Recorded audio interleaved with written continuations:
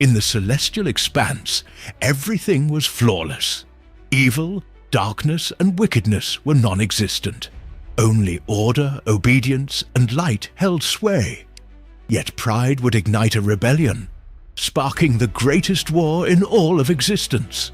Lucifer, in the celestial throne room, was enveloped in a disquieting calm, as if the entire universe held its breath in silent anticipation.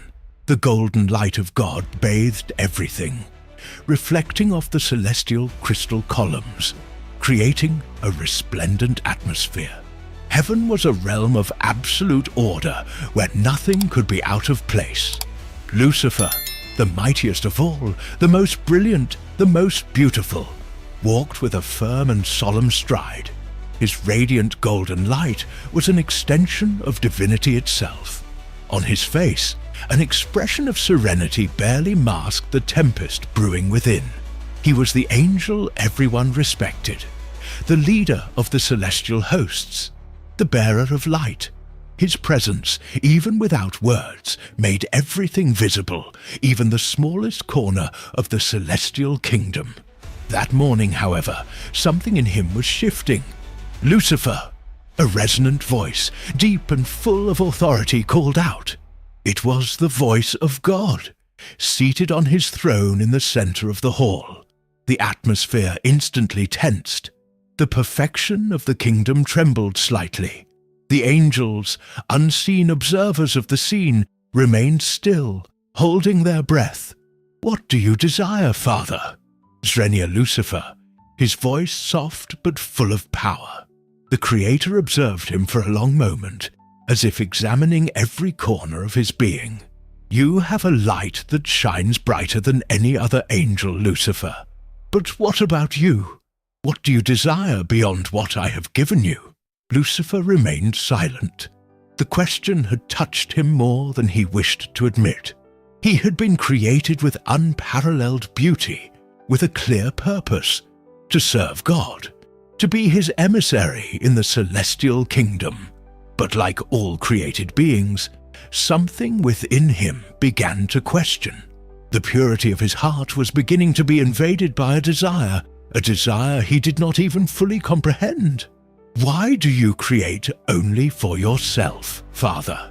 The question emerged without warning, like a spark escaping a bonfire. "Why must we all serve you without question? Do we not have the right to decide, to have a voice, to be more than mere instruments of your will?" A murmur rippled through the hall. The angels, the guardians, the seraphim, all looked at him with fear. No one had ever questioned God in such a way. God observed him in silence. The brightness of his face did not change, but the atmosphere began to be charged with a palpable tension. "Lucifer, you know that your purpose is to serve and obey, not to question. I have given you the power of light, the wisdom that illuminates the darkness. If you follow this path, you will be losing what I have given you most." Lucifer bowed his head, but his eyes shone with a new determination. "Light is beautiful, but is it not a golden cage? Is this freedom or just an illusion? I want more than just to be a shadow of your will. I want to be the master of my own destiny." A heavy silence settled between them. The Creator, in his infinite wisdom, understood Lucifer's words as a spark that would ignite a conflagration in the universe. But he did not yet speak. He knew that Lucifer's time had not yet come, but the seeds of doubt were already planted. "Lucifer," God finally said, his voice now deeper, as if each word were a judgment. "If you follow this path, if you let arrogance govern you, you will lose something greater than any light you possess. The true darkness you fear is not outside, it is within you." The tension was unbearable. Lucifer looked at God, his face still beautiful, but with a shadow already looming. "And what if the greatest power is in freedom, not in submission?" he replied without looking away. God sighed, as if he already knew what would happen. "Remember, Lucifer, that freedom always comes at a price that not even you can imagine. Lucifer felt a shudder run through his being, but he ignored it. He could no longer turn back. The seed of rebellion that had germinated in his heart was growing. Fueled by pride and doubt, he wanted to be more. He wanted to be something different, something beyond the creation that had been designed for him. The beauty of his being, the perfection of his light were no longer enough for him. That afternoon, Lucifer withdrew from the throne room, the echo of his footsteps resounding in the empty corridors of heaven. The angels watched him in silence, some with fear, others with fascination. Lucifer's fate was sealed, but they did not yet know how much it would change heaven, how much it would change the universe. Because of the decision that Lucifer had begun to make in the depths of his being, Lucifer felt that he had found something greater than obedience. A longing, a fire, a desire that would consume him until the end of time. And with every step he took, the fall drew nearer, as inevitable as a river flowing without return. The birth of pride. The celestial wind blew gently, caressing the vast expanse of the golden meadows of heaven, where the angels danced with perfect grace. The atmosphere, always luminous, vibrated with a rhythm of unshakable peace. However, in Lucifer's heart, the balance was beginning to break. Every step he took in the celestial garden seemed heavy, as if the entire world had begun to weigh on his shoulders. Lucifer, the brightest angel of all, the Prince of Heaven, found himself in the solitary quiet of one of the highest rooms of the celestial palace. Through the windows, he observed the vast horizon of the kingdom, where the stars twinkled like distant lights, so small, but at the same time so immense in their nature. However, his eyes were not focused on the stars or the perfect creation. His mind was trapped in a thought he could not let go. Why? The word resonated in his head over and over again. Why had he been created to serve a being who did not need him? Why did his existence, so perfect, so full of light, have to be a constant reflection of the will of another? God, the Creator, had endowed him with beauty, wisdom, and power. But all that for what? To serve a purpose that was not his own, to follow orders without ever being more than a spark in the great flame of heaven. Pride, that forbidden feeling, began to be born in his chest. At first, it was just a light sensation, like the murmur of an underground current, but soon it grew stronger. Lucifer did not understand it completely, but he felt that something inside him was rebelling against everything he knew. "I am not less than him," he murmured to himself. "I am not less than God." His mind revolved around the idea, traversing a dark labyrinth of thoughts. The angels, his faithful servants and friends, looked at him as if he were more than a leader. They adored him. They followed him without question. But what if he did not want to be just a leader? What if he could be more? God had told him that the true darkness was within him, but Lucifer was beginning to think that darkness was not something to be feared, but something he could embrace. The pride that grew in his heart no longer seemed small or insignificant, but the beginning of something much larger, something that could elevate him to levels he had never imagined. He decided he needed to talk to someone. He needed to talk to those who admired him and followed his example. No one better than the seraphim, the closest to his position in the celestial hierarchy. It was time to probe their thoughts, to see if they shared the same unease. Lucifer summoned 3 of the closest angels. To them, he had given his light, his wisdom, and his support, without expecting anything in return.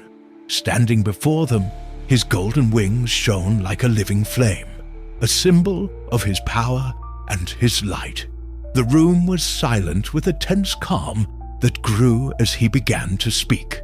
"My friends," he began, his voice deep and resonant, "God has given me everything I am.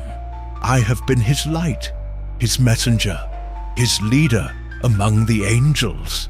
But I wonder, is this all we are? Are we not more than simple servants of a foreign will?" The angels exchanged glances, their faces reflecting bewilderment. The eldest, known for his wisdom, was the first to speak. "Lucifer, are you speaking of something dangerous? We are the will of God, and in that we find our glory," he said, his words laden with fear. To question that is to question creation itself. Pride is a dark path. But Lucifer, in his growing confusion and desire for something greater, could not help but laugh softly. "Pride, perhaps you call it that. But is it not the right of any being to think for themselves beyond what has been imposed on them? Is it not the right of an angel to want more than to be just the light of another?" Lucifer's words struck the angels with the force of a storm. They, accustomed to the perfection and order of the celestial rules, did not know how to respond. Lucifer's eyes shone with a dangerous intensity. The light that once reflected purity now illuminated a nascent darkness, the germ of rebellion. "We must be free," Lucifer continued, his voice resonating with force. "God has given us everything, but he still denies us the freedom to be something more than his instruments. I am not content with being just light. I want to be more." An uncomfortable silence filled the room as the angels tried to comprehend the magnitude of what Lucifer had said. It was evident that something was changing in him, something that not even he himself fully understood. But pride had taken root in his heart. Suddenly, one of the younger angels, the one who had been known for his absolute devotion, took a step back, moving away slightly. His voice trembled as he spoke, but it was enough to break the tension in the air. "Lucifer, are you saying that you desire something more than to serve the Creator? What do you wish to be, equal to him?" Lucifer did not respond immediately. His mind was full of contradictory thoughts, but the desire to be more than what he had been created to be consumed him completely. The idea of being equal to God, of being the master of his destiny, and not a simple reflection of the will of another, was something he could not ignore. "Yes," he finally replied with a cold determination. "I want to be equal to him. I want to be more than just an angel." The room fell into absolute silence. The angels looked at him, unable to fully comprehend what they had just heard. Lucifer, however, knew that the words he had spoken would mark the beginning of something irreversible. Pride had already taken root in his heart, and there was no turning back. The secret plan. Darkness was taking over the deepest corners of heaven. Lucifer, the most brilliant, the most beautiful, now walked in shadows alone. The light that once surrounded him was not enough to calm the flames that burned in his heart. The seed of pride that had begun to germinate had transformed into an unstoppable force. A plan was forming in his mind, one that would change the course of heaven, and with it, the entire universe. The revelation of his will could not be stopped. Lucifer had left behind the conversations with the seraphim. His words remained echoing in their minds, but he did not stop. Now was the time to act in secret, to sow the seeds of rebellion without anyone, not even the closest angels, realizing it. In the deepest part of the gardens of heaven, where the lights intertwined with the shadows and silence reigned, Lucifer gathered a small group of angels, those he felt closest to his vision. He knew that for the moment he could not involve everyone, not without causing a commotion that would betray him. But there were some, the most dissatisfied with the celestial order, who felt the same as him. a growing need to be free, to be something more. At nightfall, under a blanket of bright stars that illuminated the vast darkness of the sky, Lucifer met with these angels.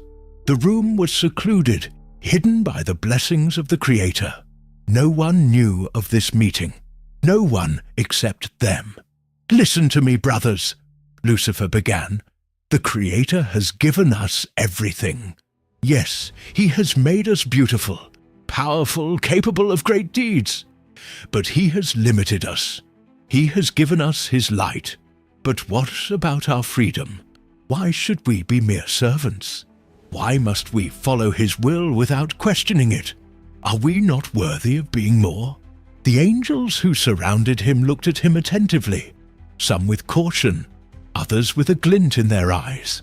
They knew that there was something in Lucifer that attracted them, something in his words that resonated in the deepest part of their hearts. One of the closest angels, known as Belial, a seraphim angel who had always been a faithful follower of Lucifer, was the first to respond. "We have always followed the will of God, without doubting, without questioning. But there is something in your words that awakens a spark in me. Perhaps it is time to think for ourselves. What prevents us from being more? What prevents us from being equal to Him?" Lucifer nodded slowly. "Nothing prevents us, Belial. Nothing. Creation is ours, just as it is His. The power of light is ours too, but it is still limited. I have seen beyond the light. I have seen freedom, the power to decide for oneself. And that is the path we must follow. God is not the only being capable of creating. We can too." The group murmured among themselves, some still with doubts, but Lucifer's words were beginning to sink deep into their hearts. The thought of being more, of being independent, of taking the reins of their destiny, was an idea that they found more and more tempting. "So, what do you propose, Renia?" asked another angel known as Astaroth, whose light was also beginning to turn dark within him. Lucifer smiled, a subtle gesture, but with a deep malice that did not go unnoticed by those present. "We have to prepare. We must take control of heaven. In secret, we will gather those who share our vision, our brothers who, like us, feel that the light that God gives them is too dim. If we get enough followers, we can challenge Him, not with force, but with cunning, with wisdom. We will begin to act in the shadows. There is no need for an open war.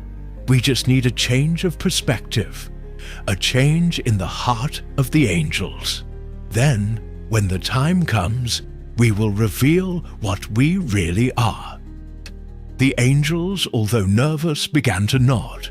The idea of a rebellion, of challenging God, seemed more and more possible. But Lucifer knew that he needed more than just the will of a small group. He needed to influence all corners of heaven, to sow doubt and ambition in every celestial soul.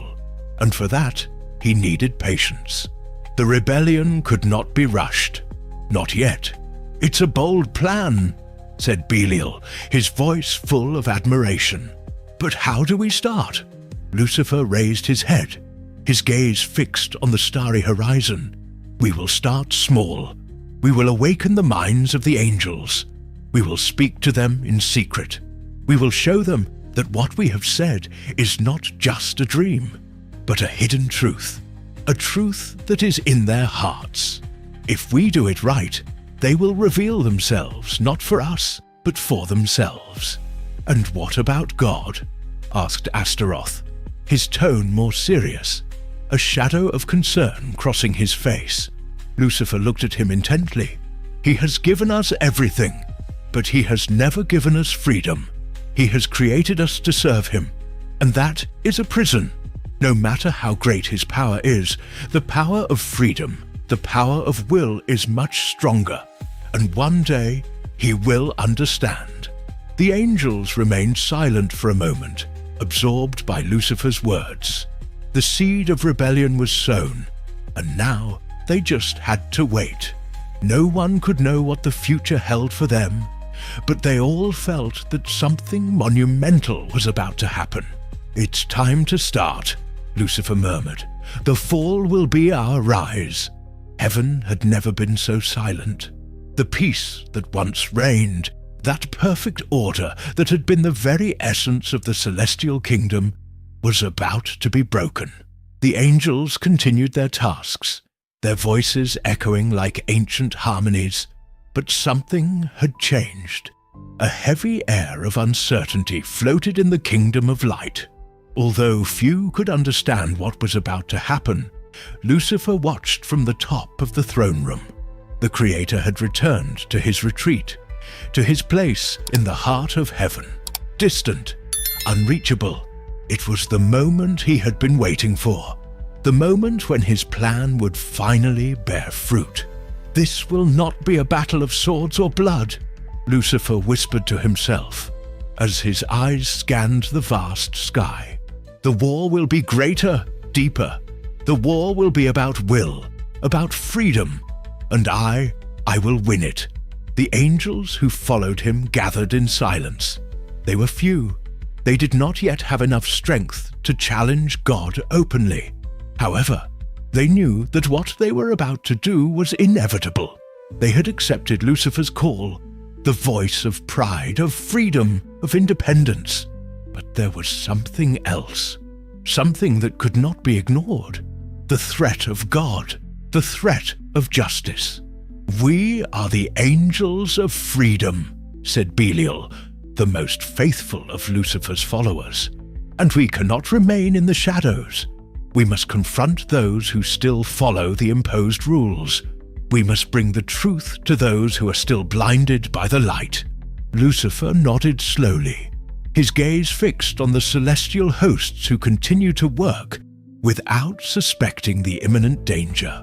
Around him, the angels who shared his vision were already ready for action. At his side, Astaroth and other angels lined up, firm, resolute. The time for revelation had come. "Now is the time to awaken the others," said Lucifer, his voice resonating with authority. "We do not fight to destroy, but to awaken. If we can get some of them to follow us, we will not need to resort to force. The seed of doubt will do the work for us." Lucifer's angels began to move, infiltrating the crowds, sowing the seeds of discord. They approached those who had not yet joined the cause, the angels of light, those who believed in the celestial order, but who deep down were beginning to feel a subtle discomfort, a nameless restlessness. And it was in those moments, upon hearing Lucifer's words, that they began to question themselves. Why should they follow a creator who had never given them true freedom? Why continue to be just servants? But not all angels fell into Lucifer's trap. Some remained faithful to their purpose, to the order of heaven, and began to notice the secret actions of those who had aligned with Lucifer. It was an angel known as Uriel, one of the most loyal guardians of the divine will, who detected the alteration in heaven. Uriel, an angel of pure light, quickly came forward, confronting Lucifer and his followers in the corridors of heaven, where the atmosphere was charged with the tension of a silent war. "Lucifer!" Uriel shouted, his voice echoing throughout the hall, drawing the attention of everyone present. "We know what you are doing. You cannot hide your rebellion forever." Lucifer, with a disturbing calm, turned around, looking at Uriel with his eyes, a reflection of his own brilliance. "It is not rebellion, Uriel. It is freedom. It is the truth that you have been ignoring for so long." Lucifer's followers, upon hearing their leader's words, moved closer, ready to act, while the angels loyal to God took defensive positions without drawing their weapons, but ready for whatever was necessary. Freedom? What you seek is chaos. The order of heaven is perfect, and you are the one who endangers it. We will not let darkness enter our kingdom." A current of tension ran through the air. No one moved, but everyone knew that this confrontation was only the beginning of what would follow. The war, although silent, had already begun. "So, you will oppose us, Uriel?" Zrenia asked Lucifer, his eyes shining with an intensity that froze the soul. "If so, let it be by the will of God. I do not need force to prevail, only the truth." Uriel gestured to the other angels loyal to God, who, although they did not want conflict, knew that the confrontation was inevitable. Heaven had never known an open war, but at that moment discord had arrived and could not be ignored. "May God have mercy on you," Uriel said, his voice rumbling with a grave tone. Lucifer, upon hearing these words, let out a slight smile. God can no longer save us. Freedom is beyond compassion, Uriel. When freedom is ignited, nothing can extinguish it. At that precise moment, the angels who followed Lucifer rose, not with swords, but with words. They would sow the seed of disorder, the seed of questioning. Every conversation, every word was an invisible sword that pierced the ranks of the angels loyal to God. Meanwhile, those angels who had not aligned with Lucifer began to react. They knew that something big was happening, something that could destroy the celestial harmony forever. Some of them began to organize, forming a resistance in secret, although they did not yet know who would rise against Lucifer in the great confrontation that was coming. But the battle had already begun, not on the battlefields, but in the very heart of heaven. The question was no longer whether Lucifer would prevail, but when and who would join his cause. The final encounter. The war had broken out with the force of a celestial storm. Lucifer's hosts rose up against those angels who still remained loyal to the Creator. Heaven, once perfect and full of harmony, was now a battlefield. The echo of the clashes resounded through all the corners of the celestial kingdom, as swords and light intertwined in a destructive dance. Lucifer, with his golden brilliance, fought with tireless fury. His angels, the most powerful and determined of all, fought by his side, facing the angels of God, who did not oppose the rebellion, but fought with the strength of obedience. Heaven was being torn apart, but Lucifer felt that he was finally winning. Every battle he fought, every angel that fell, brought him closer to his goal.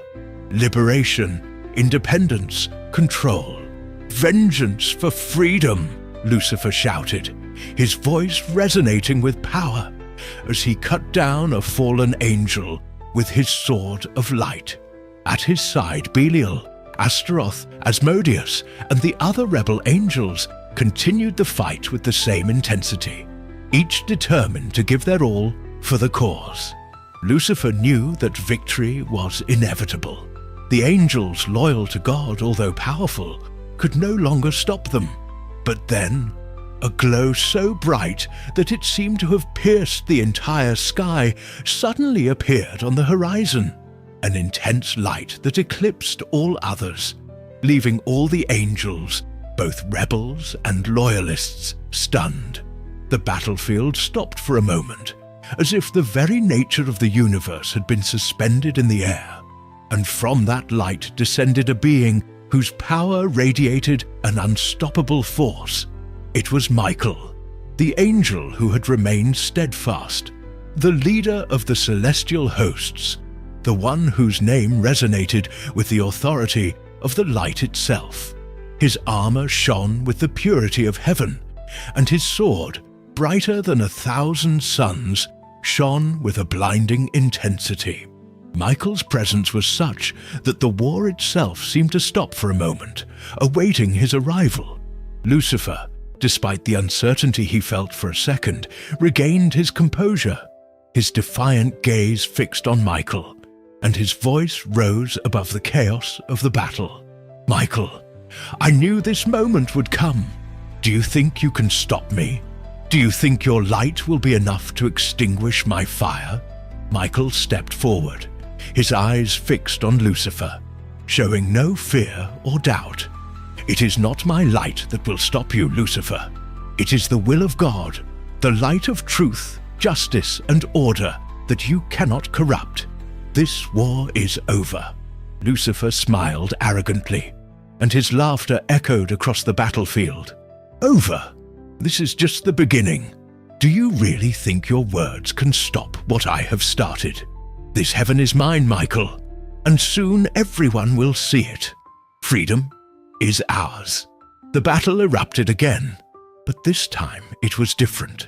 Lucifer and his followers charged at Michael, but he, unstoppable as a divine storm, faced them with a force that seemed beyond all understanding.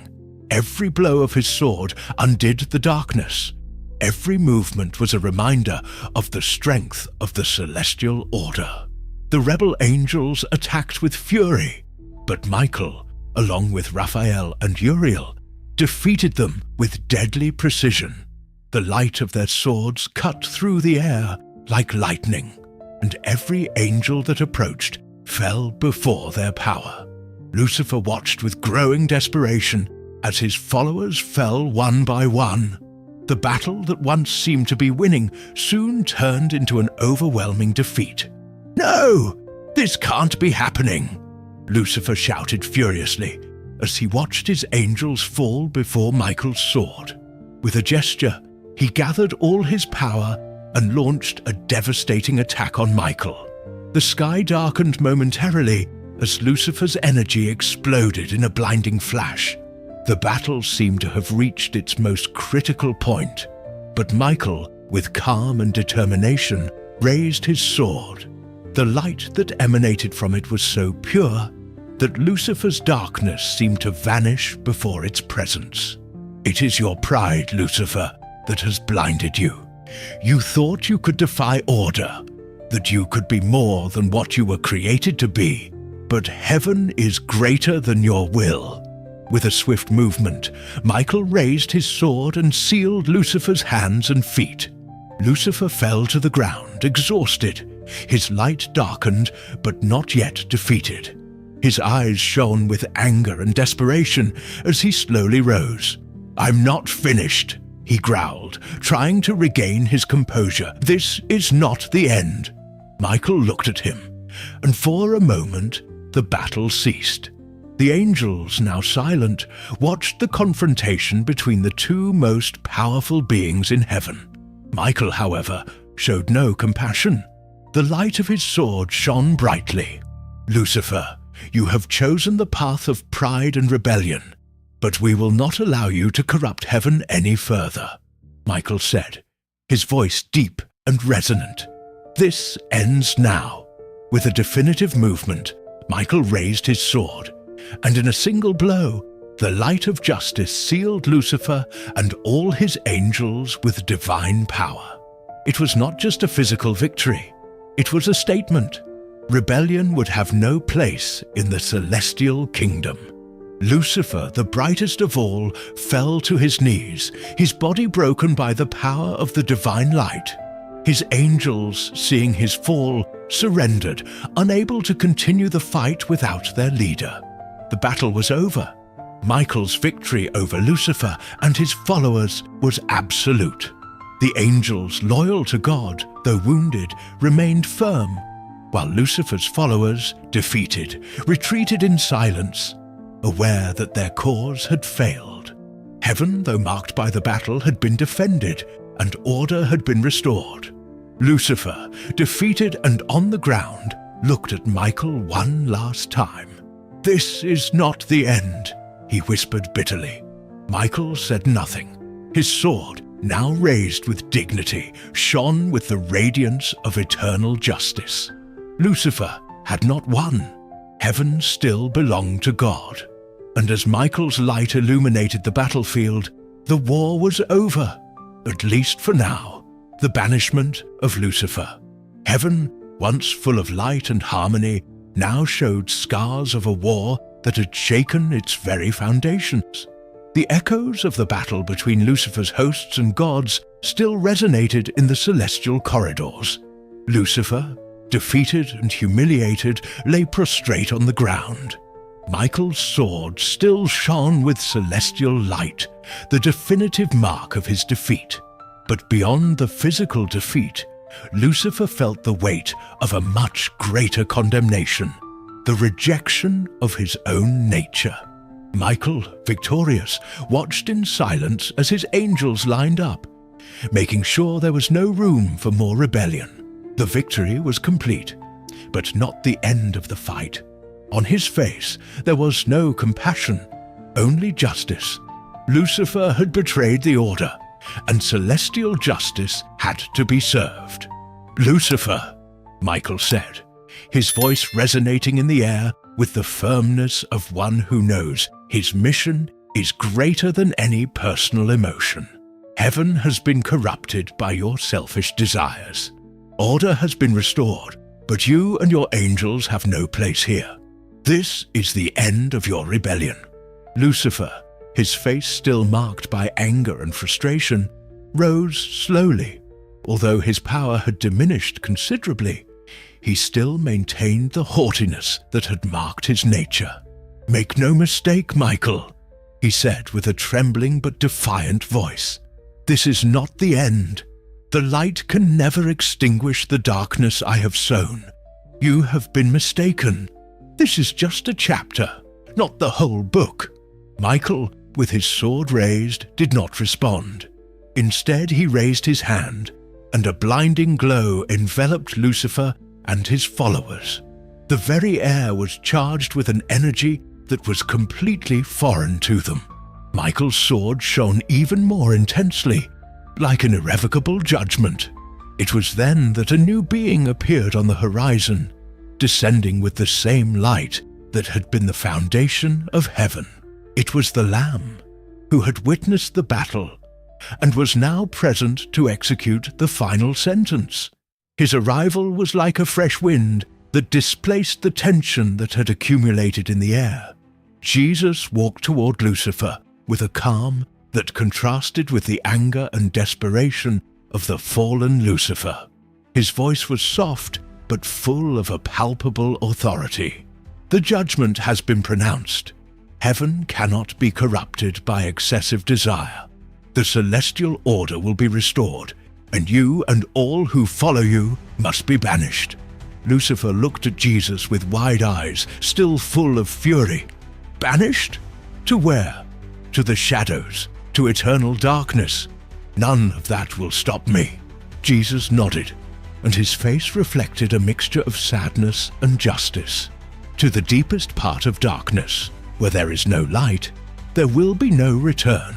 Heaven is a kingdom of order and purity, and those who depart from it can only find their place in the darkness." Lucifer's face contorted with rage. "This is not fair.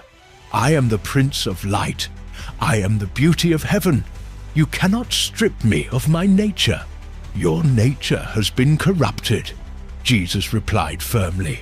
"What was once light is now darkness. The fate of the fallen is one: banishment. There will be no salvation for you or for those who follow you." Lucifer's followers, the angels who had risen in rebellion, looked at their leader with desperation. The fall of their prince had left them empty, disoriented. Although their rebellious hearts still beat, they knew that condemnation was inevitable. The weight of the decision they had made fell on them as well. "You will not do it," Lucifer hissed, extending his hand toward the heavens, as if he could turn back justice. "Heaven is not only God's, it is mine too. I was created to rule." Michael, with a serene gesture, raised his hand and summoned the celestial energy.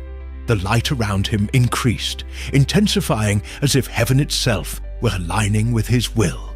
Suddenly, the ground beneath the feet of Lucifer and his followers began to crack. Heaven, with its golden glow, began to fade, as if swallowed by an abyss. "Your kingdom has fallen, Lucifer," Michael said as the darkness began to swallow the light. "There is no place for you here. There is no place for rebellion." With a final sigh of resistance, Lucifer was surrounded by darkness. His angels, those who had joined him, were dragged away by the same force. Their cries echoed in the air as they fell into the unknown. Lucifer's eyes shone with a final spark of fury, but they were soon consumed by the infinite darkness. His light, which was once the brightest of all, now faded into nothingness. Michael, Uriel, Raphael, and all the angels remained silent, watching the void where Lucifer and his followers had been moments before. The battle was over, but the consequences of the rebellion would be marked in heaven forever. Order had been restored, but at a high price. The Dark Kingdom, the vast celestial kingdom, began to dissipate in the distance, while the light of God shone brightly again, and order was restored, leaving behind the traces of the rebellion of Lucifer and his angels. The war was over, the sentence fulfilled. The fallen, those angels who had dared to challenge the Creator, were banished beyond the borders of heaven, to a place where light would never reach, where darkness would be their only companion. Lucifer and his followers were cast into a deep and eternal abyss, a gloomy kingdom where time seemed to stand still and the light would never touch them again. The fall was not just a physical defeat, it was a punishment that transformed the fallen angels into shadows of what they once were. In that kingdom, the shadows not only existed in the air, but were part of the very essence of the banished.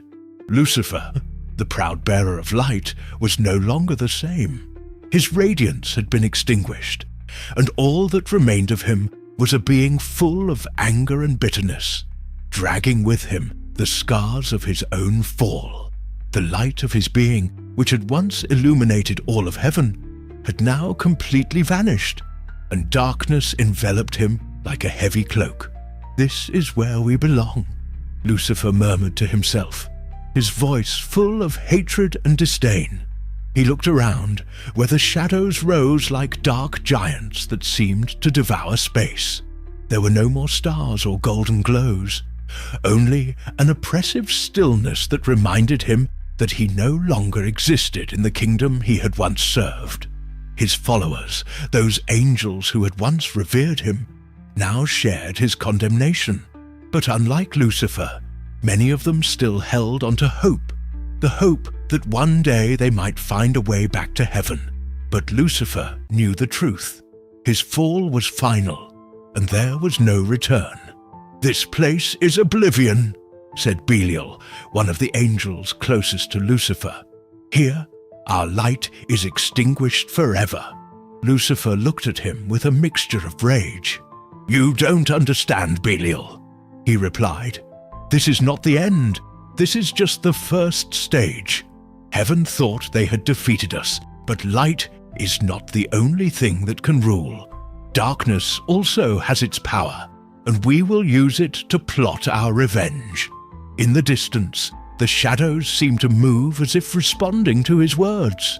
In this place, darkness not only existed as an absence of light, but it had a consciousness of its own, a primordial energy that was beginning to awaken. Lucifer raised his head, feeling the presence of something new. "This kingdom, this darkness has a purpose that you do not yet understand. This is where it all will begin." Meanwhile, the fallen angels began to gather around him. Those who had followed Lucifer with fervor now looked at the vast dark kingdom, bewildered as their leader began to walk toward a gloomy horizon, away from the borders of heaven. "This will be our new home, a place where we will reign, where we will grow. No more serving, No more obeying. Here in the darkness we will discover what we really are. The light only limited us. But now we will see what we can achieve. The fallen angels began to follow Lucifer, their black wings beating in the dense air of the shadows. The kingdom, once empty, began to awaken. From among the shadows, dark forms emerged, unknown creatures that seemed to be waiting for the arrival of Lucifer and his court. There was something primitive in this kingdom, something ancestral that resonated with the same power of darkness that now ruled the place. "But Lucifer," said Astaroth, another of the fallen angels, as he watched the creatures emerge from the gloom, "can we really rule this place? How will we use this darkness to take revenge on those who have banished us?" Lucifer smiled, his gaze full of malice and determination. "Here in the darkness, we will find what will make us stronger. It is not only light that can give us power. This kingdom, this dark kingdom, has forces that you cannot even imagine, and we will use them. Here we will forge our army, our strength, and when it is ready, we will return. We will return to heaven and reclaim what belongs to us." The dark creatures began to surround them, as if they recognized Lucifer as their leader. This kingdom, full of shadows and chaos, began to transform under his will. Darkness was no longer just an endless void, but a territory in which Lucifer began to sow the seeds of a new order. An order in which light would no longer have a place. An order in which the freedom of rebellion would be the primary force. Lucifer turned to his followers, his eyes shining with a malevolent light that no longer emanated from his being, but seemed to arise from the shadows themselves. "This is our destiny, my fallen angels. Heaven has rejected us, but this kingdom will be our empire. Here we will be greater than we ever were. Here true freedom will reign." At that moment, the gloomy kingdom began to take shape. The darkness thickened, forming unstable structures, towers that seemed to arise from the abyss itself, and a heavy air that made it difficult to breathe. However, something even more powerful was beginning to brew. In the depths of the darkness, the magic that had been forgotten was beginning to be reborn. An ancestral magic that Lucifer was beginning to master. The Dark Kingdom was no longer just a place of condemnation. Now, under Lucifer's leadership, it was beginning to become something more. A kingdom of power, of rebellion, of dark magic, of strength. And in this place, Lucifer was not just a fallen angel.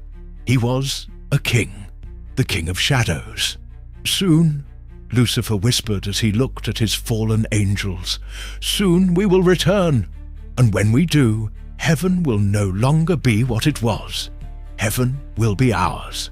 And so, in the deep shadows of a dark kingdom that was beginning to take shape, Lucifer and his fallen angels began to prepare what would one day be the greatest revenge on heaven.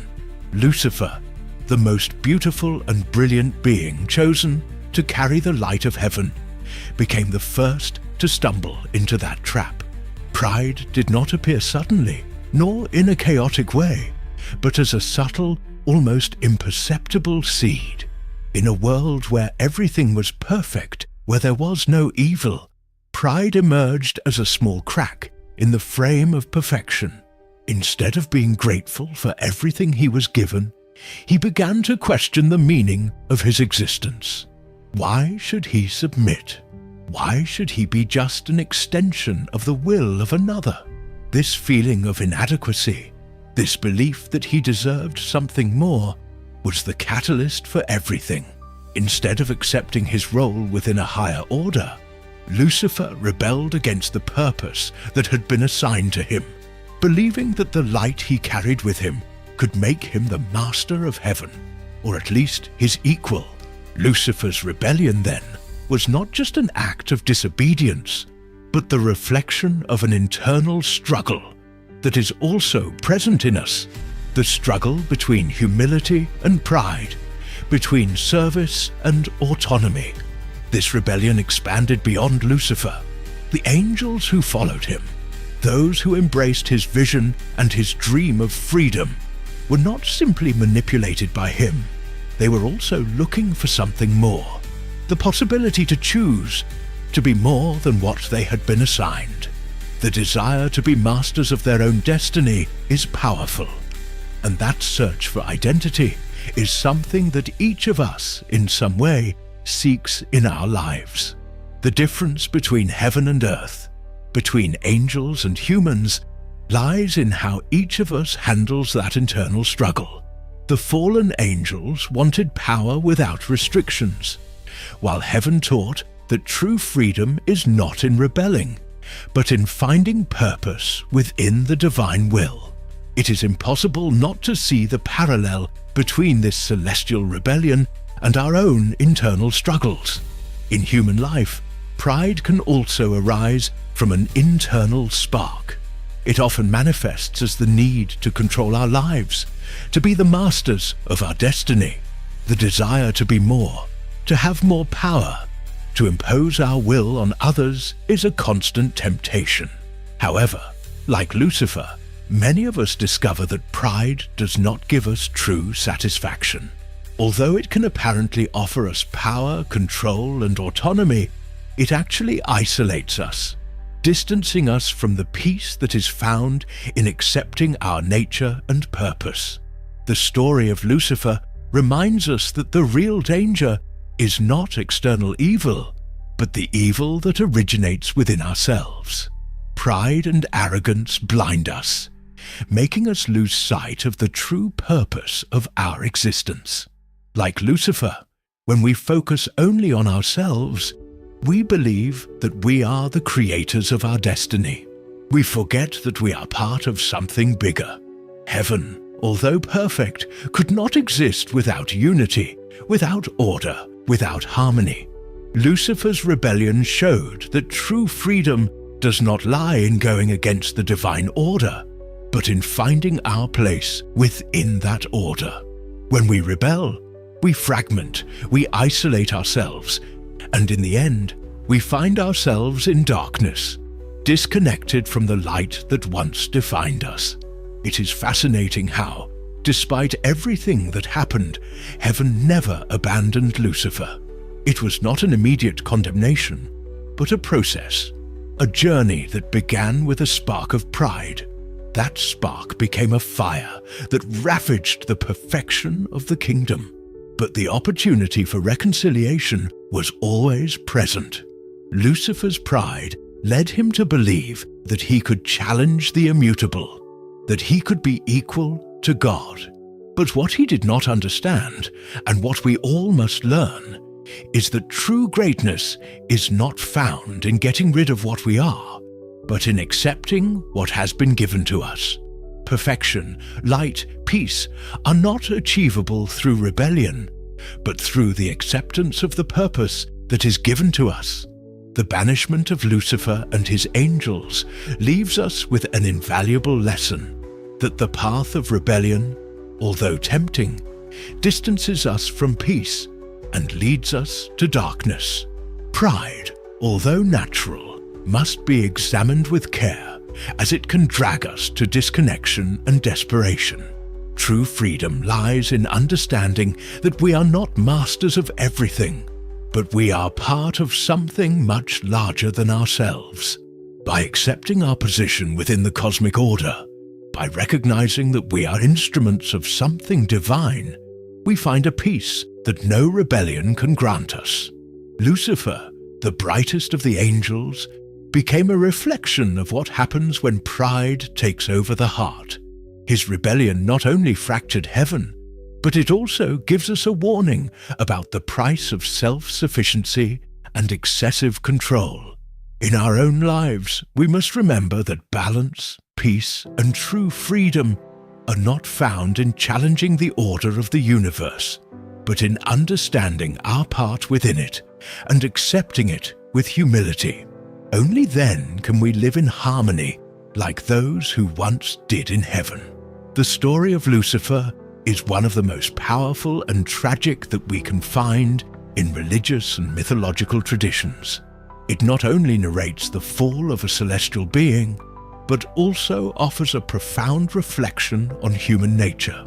Lucifer, the bearer of light, once the most resplendent of all the angels, possessed unparalleled beauty and power.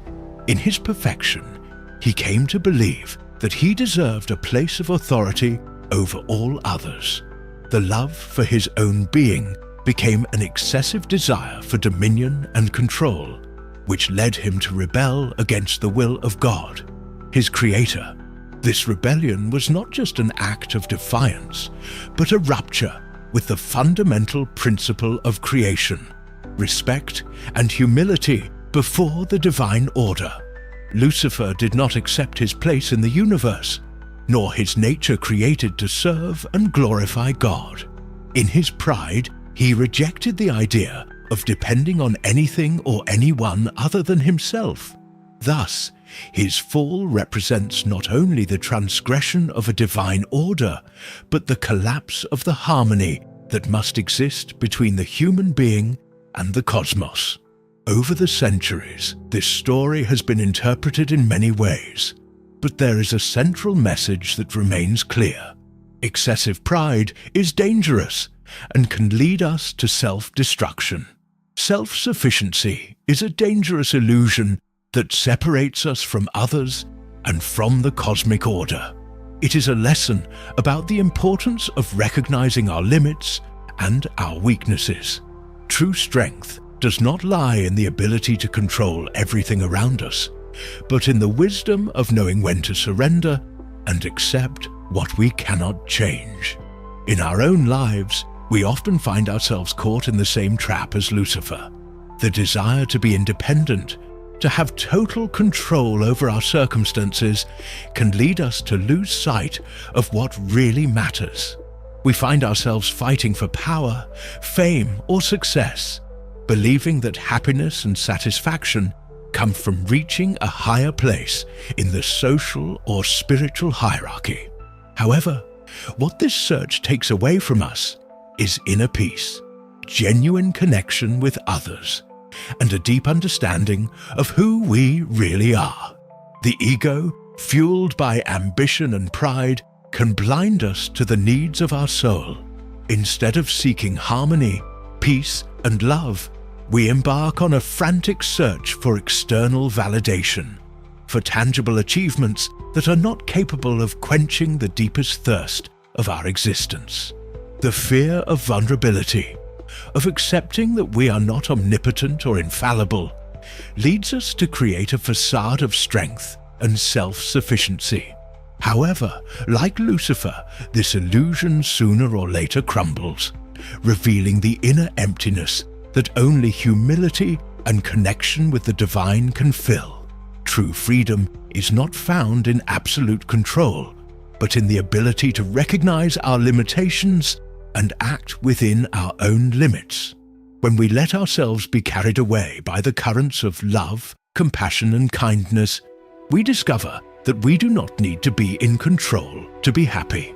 True peace comes from surrendering to the divine will, from accepting that our lives have a purpose that transcends our understanding, and that each of us has a unique function in the vast tapestry of creation.